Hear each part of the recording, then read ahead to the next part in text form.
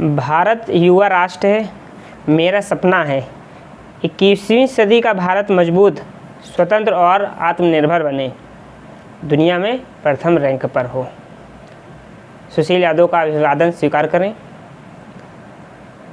भारत के सबसे युवा प्रधानमंत्री, आप लोग जान ही गए होंगे कि मैं किन की बात कर रहा हूँ। भारत के सबसे युवा प्रधानमंत्री कौन रहे हैं? जी हाँ, मैं बात कर रहा हूँ भारत के सबसे युवा प्रधानमंत्री राजीव गांधी की। राजीव गांधी जी का जन्म जो है वो हुआ था 20 अगस्त 1944 को मुंबई में। राजीव गांधी जी जो थे वो बचपन में तो बहुत शरारती थे। इनके छोटे भाई का नाम है संजय गांधी और ये राजीव गांधी। राजीव गांधी संजय गांधी जी से 2 साल बड़े थे। बचपन में ये बहुत शरारती थी, लेकिन जैसे जैसे राजीव गांधी बड़े होते गए ये काफ़ी अनुशासन में रहने लगे, काफ़ी शालीनता इनके अंदर थी, काफ़ी ज़्यादा मैच्योरिटी आ गई थी। लेकिन जो संजय गांधी थे वो बचपन में भी बहुत शरारती थे और जैसे जैसे वो बड़े हो रहे थे काफ़ी अगड़ू टाइप के होते जा रहे थे। राजीव गांधी की अगर हम बात करें तो राजीव गांधी की सभी से बनती थी, चाहे उनकी कॉलेज लाइफ रही हो, चाहे स्कूल लाइफ रही हो। लेकिन संजय गांधी की बात करें तो संजय गांधी की किसी से भी ज़्यादा बनती नहीं थी। लेकिन राजीव गांधी में ऐसा नहीं था, उनकी हर एक व्यक्ति से बनती थी, हर एक व्यक्ति से वो प्रेम पूर्वक व्यवहार करते थे, हमेशा अनुशासन में रहते थे, हमेशा नियमों का पालन करते थे।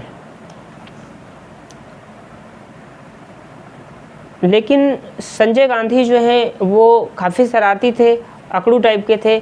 उसके बाद भी वो अपनी माँ इंदिरा गांधी, जिनको आयरन लेडी भी कहते हैं, आयरन लेडी क्यों कहते हैं इंदिरा गांधी को, अगर आप जानना चाहते हैं तो प्लीज़ कमेंट करके बताइए। मैं इंदिरा गांधी का पूरा जीवन परिचय आपको बहुत अच्छे से बताऊंगा और उनको आयरन लेडी नाम क्यों दिया गया है, उनके जीवन के संघर्षों के बारे में, उनकी हत्या कैसे हुई, सारी चीज़ों का वर्णन करूंगा। आज हम बात करेंगे राजीव गांधी की, जिन्होंने भारत में एक नया युग लेकर आए, एक नई क्रांति लेकर आए, साइंस की टेक्नोलॉजी लेकर आए। खैर, हम बात कर रहे थे संजय गांधी की। संजय गांधी अकड़ू होने के बावजूद भी, उनका व्यवहार सही नहीं था, फिर भी वो अपनी माँ इंदिरा गांधी के बहुत लाडले थे, बहुत प्यारे थे। राजीव गांधी की हम फैमिली की बात कर लेते हैं, उसके बाद हम चलते हैं उनके बारे में जानते हैं। राजीव गांधी जवाहरलाल नेहरू के पोते थे, यानी जवाहरलाल नेहरू की पुत्री इंदिरा गांधी जी थी। इंदिरा गांधी का विवाह फिरोज गांधी से हुआ और इनके 2 बेटे थे, राजीव गांधी जो बड़े थे और संजय गांधी। राजीव गांधी संजय गांधी से 2 साल बड़े थे। जब ऐसा कहा जाता है कि जब राजीव गांधी का जन्म हुआ तो उस टाइम इंदिरा जी ने उनका नाम राजीव रखा, लेकिन उनकी फैमिली में ये नाम किसी को पसंद नहीं आया। जवाहरलाल नेहरू जी ने इंदिरा गांधी को कई नाम बताए, कई नाम सुझाए, लेकिन वो सारे नाम उनको अच्छे नहीं लगे। फिर इंदिरा गांधी जी ने जवाहरलाल नेहरू को राजीव गांधी का मतलब बताया और वो मतलब जवाहरलाल नेहरू जी को बहुत अच्छा लगा, तो बाद में यही नाम राजीव गांधी का रख दिया गया। राजीव गांधी की स्कूल लाइफ, कॉलेज लाइफ, इसके बारे में अभी हम बाद में बताएंगे। तो जब इनकी कॉलेज लाइफ थी तो इनको एक लड़की से प्रेम हुआ। इन्होंने खत लिखकर अपनी माता को इस बारे में बताया, इंदिरा गांधी जी को इस बारे में बताया। इंदिरा गांधी जी मिलने पहुंच गईं उस लड़की से, जिसका नाम बाद में सोनिया गांधी पड़ा। उससे मिलने पहुंच गई तो उस टाइम सोनिया गांधी की ज़्यादा उम्र नहीं थी, तो वो बहुत डर रही थी। लेकिन जब इंदिरा गांधी उनसे मिलने गई तो उन्होंने बोला कि मैं भी एक महिला हूँ, मैंने भी किसी से प्यार किया है। तो एक महिला को नहीं समझेगी। उसके बाद में वो चली आई और फिर बाद में सोनिया गांधी जी जो हैं उन्होंने अपने पिता से इस बारे में बताया, लेकिन उनके पिता इस बारे में नहीं माने। वो कहे कि मैं अपनी बेटी को एक दूसरे देश कैसे भेज सकता हूँ। लेकिन फिर उन्होंने 1 साल का टाइम दिया कि 1 साल एक दूसरे को समझ लो, लेकिन फिर भी उनके पिता नहीं तैयार थे। फिर इंदिरा गांधी, माफ़ कीजिएगा, जो सोनिया गांधी हैं वो फिर भारत चली आई। भारत में आके वो अमिताभ बच्चन के घर, उनके पिता हरिवंश राय बच्चन जी के घर पे रुके। वो उनको बिल्कुल अपनी बेटी की तरह मानते थे और सोनिया गांधी का कन्यादान भी हरिवंश राय बच्चन जी ने ही किया था, क्योंकि उनकी शादी पे उनके चाचा जी लोग तो आए थे, चाची जी लोग तो आई थी, लेकिन उनके पिताजी नहीं आए थे। तो सोनिया गांधी का जो कन्यादान किया था वो हरिवंश राय बच्चन ने किया था।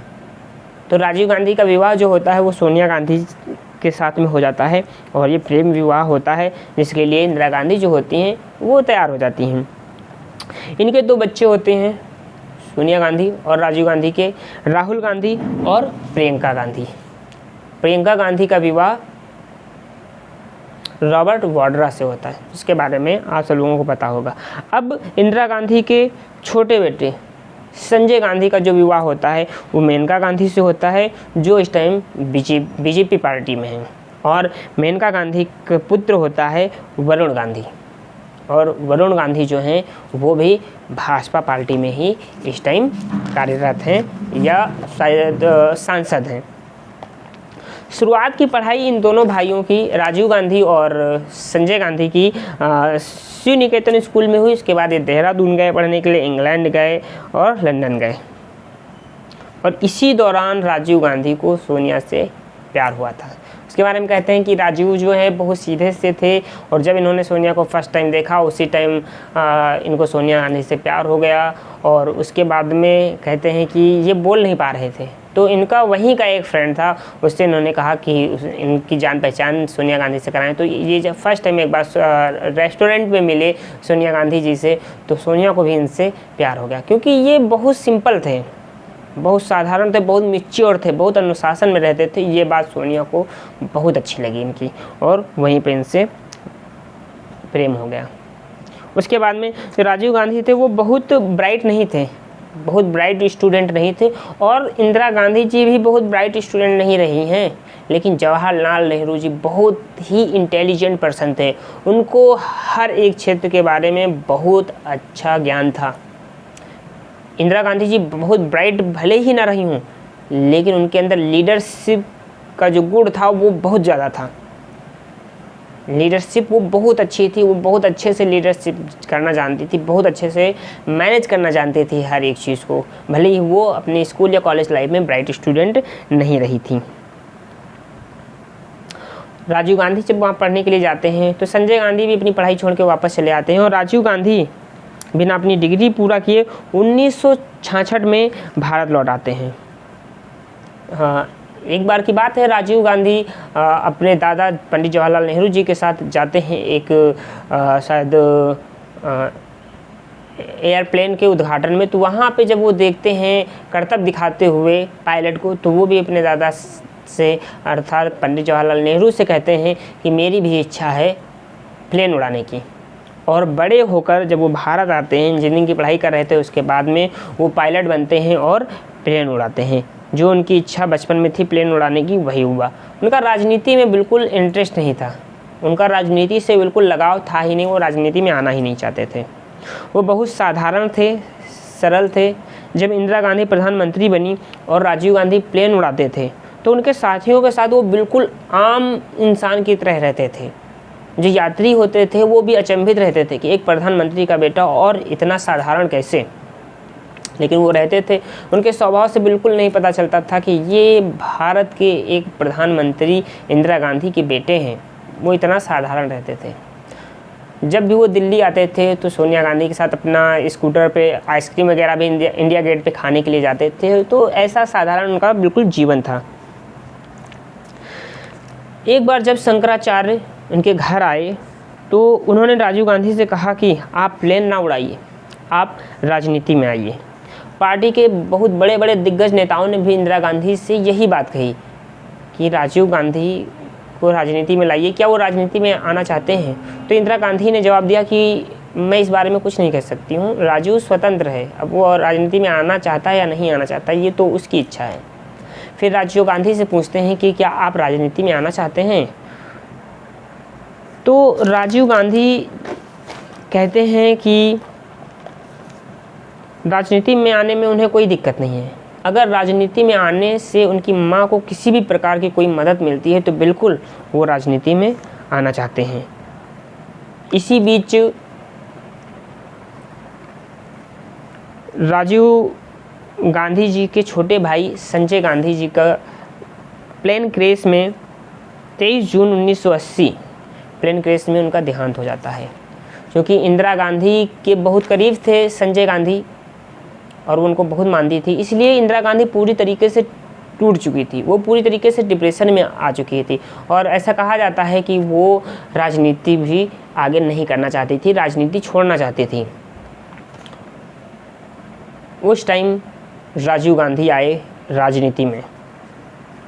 16 फरवरी 1981 राजीव गांधी ने राजनीति में हिस्सा लिया अपनी माँ की मदद करने के लिए, क्योंकि उनकी माँ जो थी वो पूरी तरीके से टूट चुकी थी संजय गांधी की मौत के कारण। लेकिन ऐसा कहते हैं कि इंदिरा गांधी बहुत से डिसीजन संजय गांधी के कहने पर लेती थी। संजय गांधी जो कहते थे वही इंदिरा गांधी करती थी।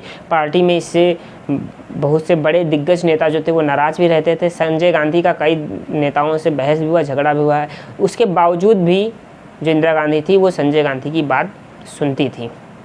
एक समय तो ऐसा आया था कि इंदिरा गांधी ने संजय गांधी के लिए सभी को दरकिनार कर दिया था, राजीव गांधी को भी दरकिनार कर दिया था। तो जब प्लेन क्रैश में संजय गांधी की मौत हो जाती है तो फिर जो राजीव गांधी होते हैं वो अपनी माँ की मदद के लिए राजनीति में आते हैं।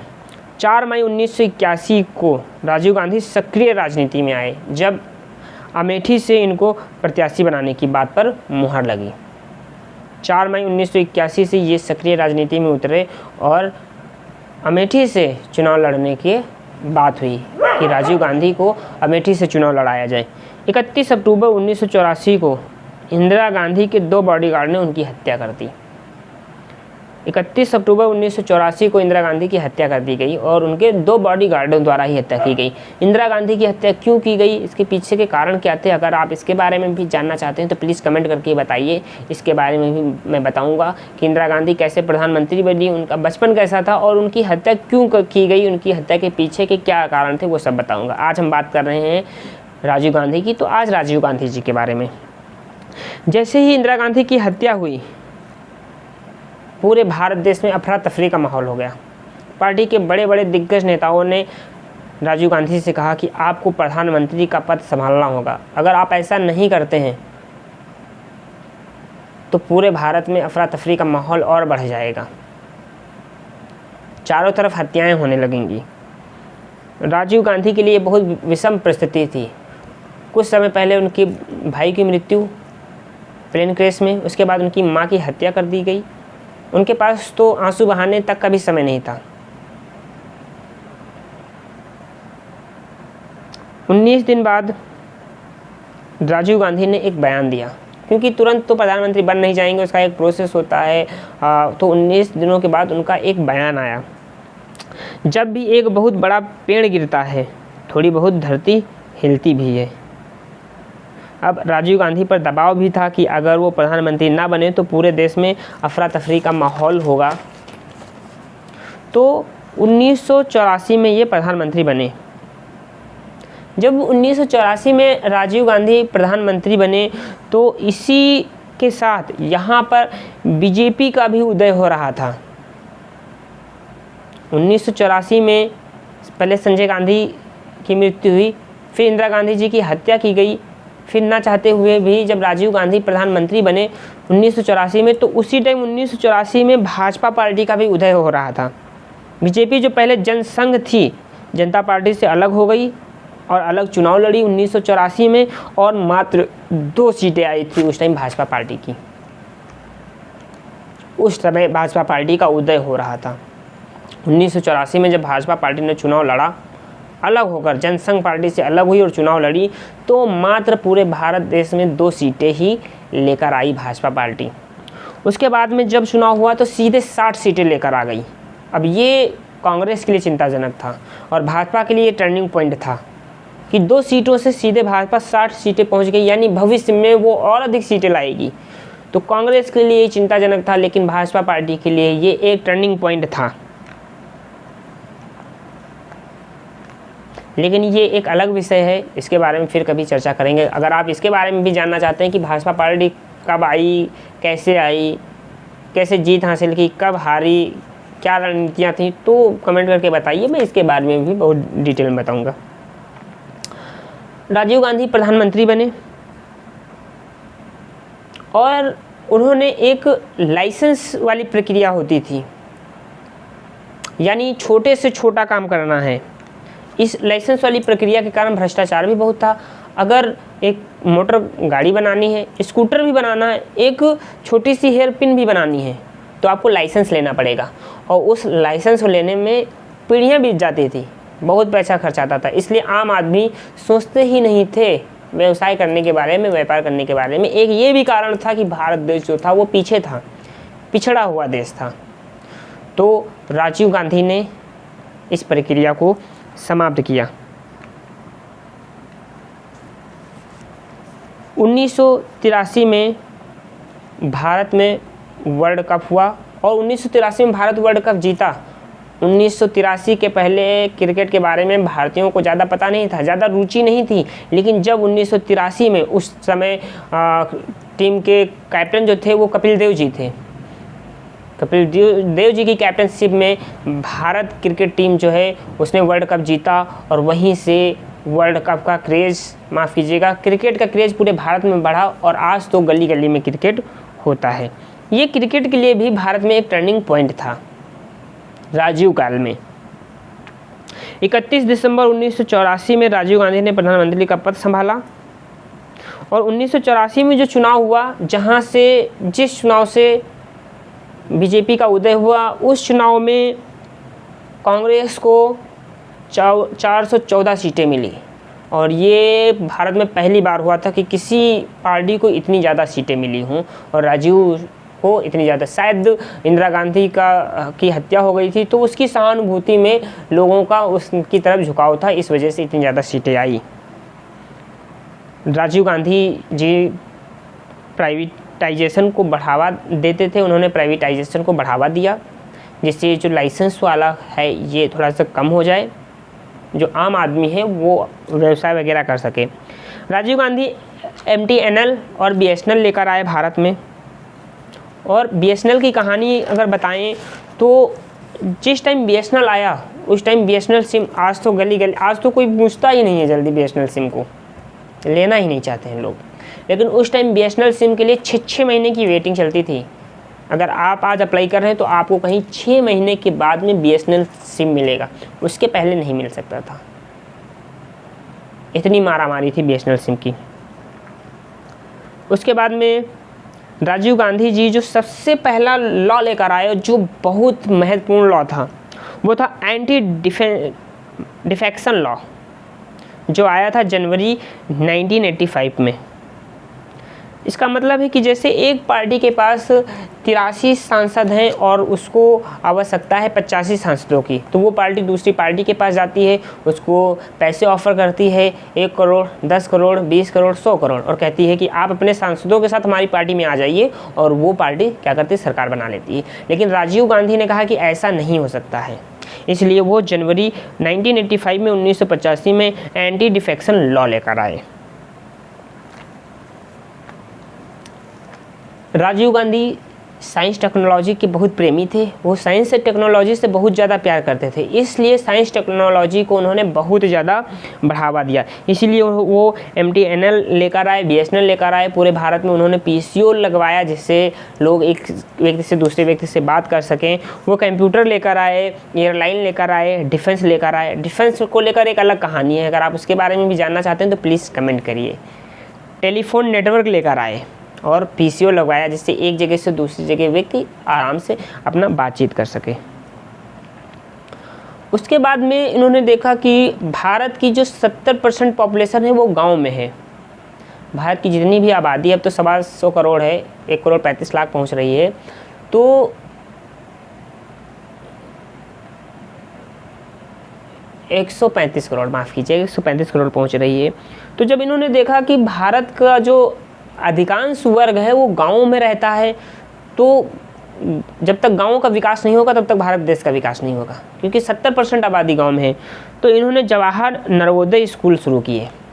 इन जवाहर नवोदय स्कूल में क्या था, इसमें 6वीं से लेकर 12वीं तक की शिक्षा फ्री मिलेगी, रहना खाना भी फ्री मिलेगा। ये एक सेंट्रल पॉलिसी थी। एजुकेशन के लिए राजीव गांधी ने ढेर सारी पॉलिसियाँ बनाई थी, ढेर सारी पॉलिसीज़ लेकर आए थे। और ये पॉलिसी जो थी ये गांव के लिए थी, जिससे 70% गांव में रहने वाले लोगों को इसका फ़ायदा मिल सके। यानी एक परिवार का अगर एक बच्चा भी निकल जाता है तो उस पूरे परिवार को फ़ायदा मिलता है, साथ में उसके आसपास के लोगों को भी फ़ायदा मिलता है। तो ये एक सेंट्रल पॉलिसी थी जो मुख्य रूप से ग्रामीण क्षेत्रों के लिए आई थी। इंटरनेशनल लेवल पर भी राजीव गांधी ने बहुत से फैसले लिए। और इंटरनेशनल लेवल पर फैसले लेना आसान नहीं होता है, क्योंकि इंटरनेशनल लेवल पे विश्व के सारे देशों की नज़र एक देश पे रहती है।